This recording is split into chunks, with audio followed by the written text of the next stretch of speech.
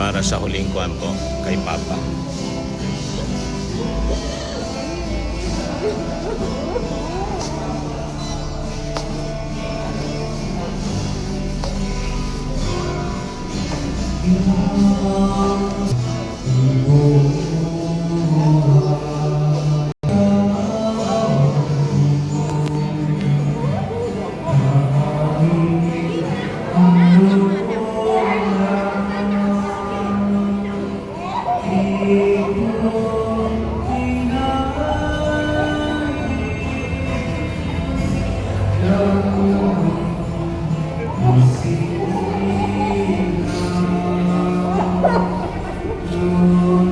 Yung bunso niyang pangalawa sa bunso, kapatid ni Mrs. po siya.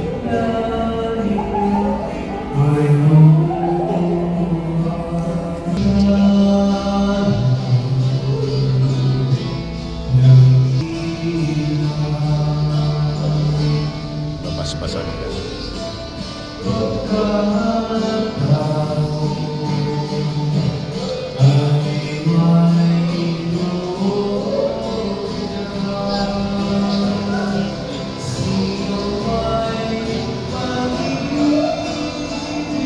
Si Mama.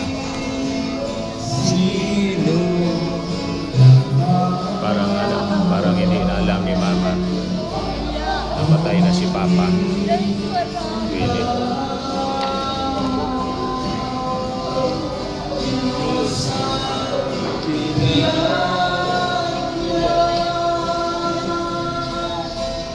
Mga kamangha.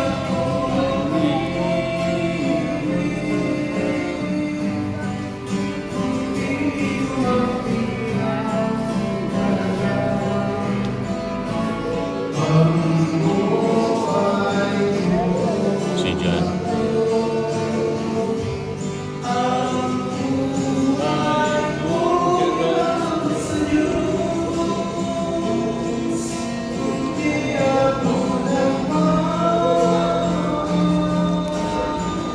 Paspasan natin.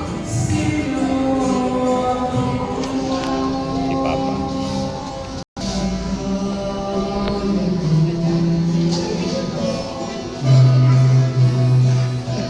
Para sa pictorial.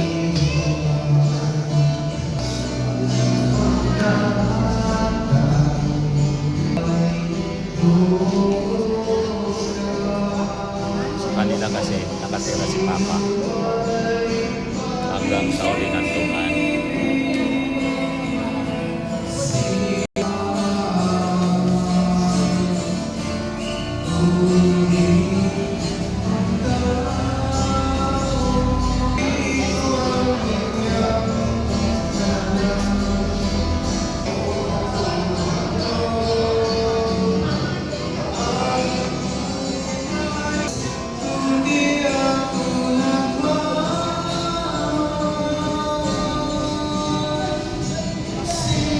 Yung biyuda, Mama, para sa pictorial. Ngunyan pa lang yata na kaya comfort ng anak ko.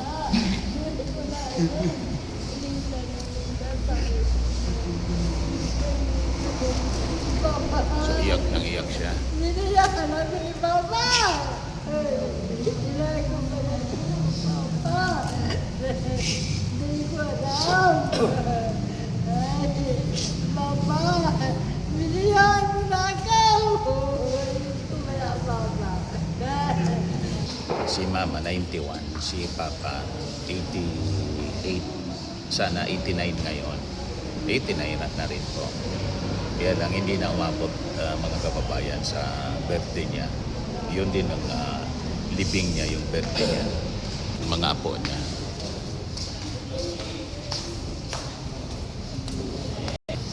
Diyan lumaki yung kambal ko, pati si Kuya.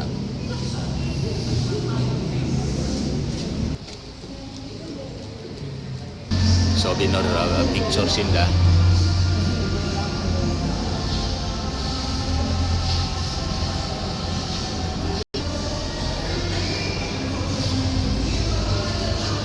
Yan ang islaman. Ang kuryente. kapatid. Mga kapatid ni Papa. Surviving siblings.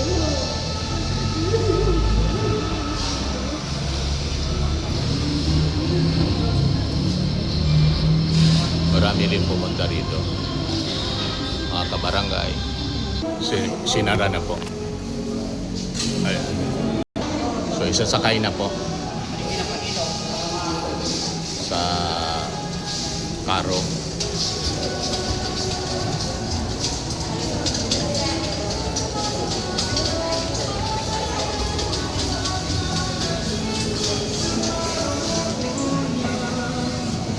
Yan.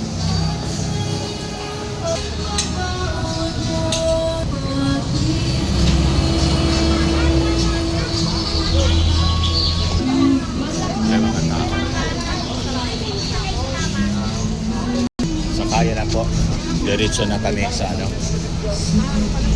Diretso. Ha? Wag lakaw sa iba. Ayo. Sakay kami sa kotse. Yung iba maglalakad kasi, mga kababayan,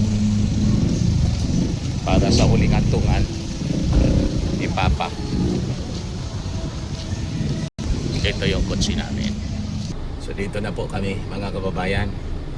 Malapit lang naman yung Bigaa Catholic Cemetery, kung saan yung mga kamag-anak ng aking asawa doon din nakalibing yung mga naunang namatay, mga kababayan. So ito na siya. Sunod tayo doon.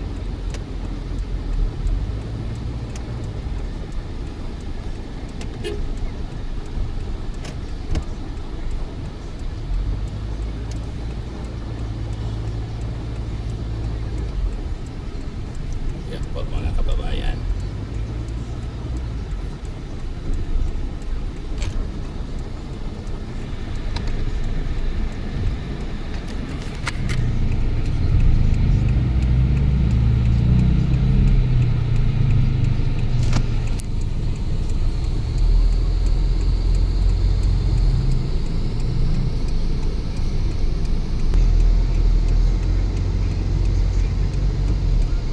Malapit lang naman po. Dito na. Kailangan tumabi na tayo.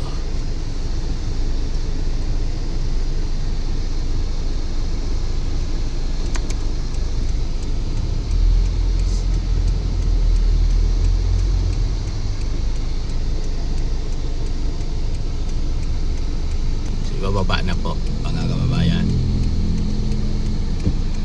Baba na po kami.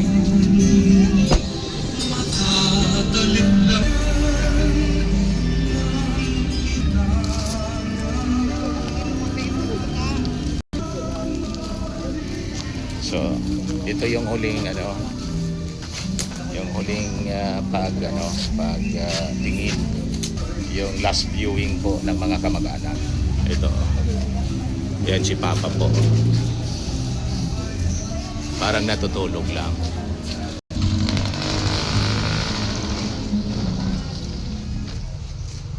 So ito, mga kababayan, yung Bigaa Catholic Cemetery. Pakita ko sa inyo. So dito siya ililibing. Mga apartment siya.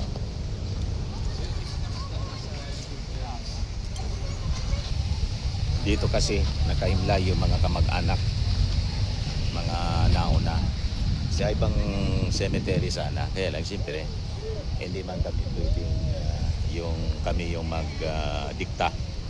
Yung mga kamag-anak, siyempre sila gusto rito para sama-sama yung mga kamag-anak nila. So kami lang support sa mga kamag-anak.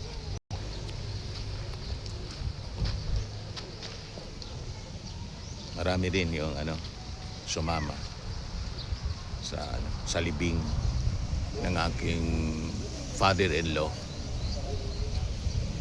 Yan na. Papasok na po. Ito na. Yan si Papa. Diretso na.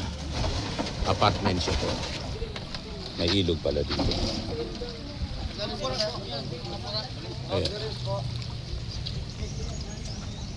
Yung Sepulturero. Yan yung mga kamag-anak.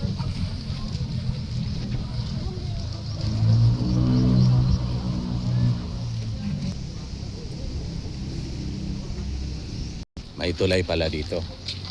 Pwedeng lumapit, tumawid papunta doon para maglagay ng bulaklak. So, maglalagay sila ng bulaklak isa-isa. Yan po.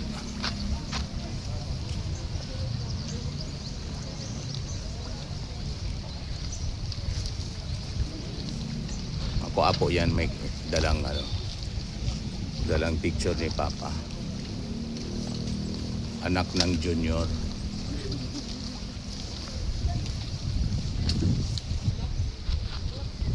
That's it mga kababayan. Mayon Volcano yan, oh.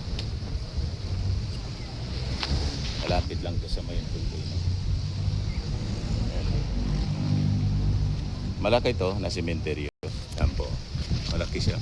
Malawak. Ayan. Ang lawak, di ba? Ayun, oh. Ang lawak niya. Kaya usually, ang si Mrs. nandun, maglalagay din ng ng bulaklak. Yan si Mrs. po. Tapos si John, anak kong architect.